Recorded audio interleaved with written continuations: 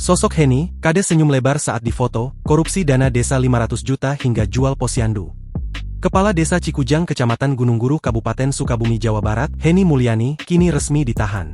Penahanan Henny Mulyani dilakukan setelah menjalani pemeriksaan oleh Kejaksaan Negeri Kabupaten Sukabumi, Senin, 28 Juli 2025.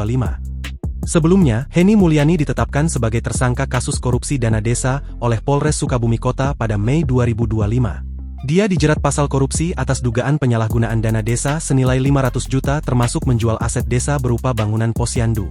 Saat dipakaikan rompi oranye dan akan dititipkan di Lapas Perempuan Bandung, kades itu justru tersenyum lebar ke arah kamera.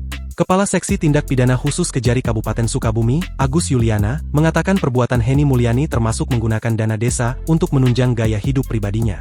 Jual beli aset desa itu juga betul, sama bangunan-bangunan seperti posyandu, kata Agus Yuliana di halaman Kejaksaan Negeri Kabupaten Sukabumi.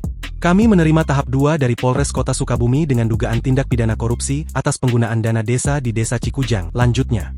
Dalam waktu dekat, kasus ini akan dilimpahkan ke Pengadilan Tindak Pidana Korupsi di Bandung. Pelaku diancam minimal hukuman 4 tahun penjara, tambah Agus Yuliana.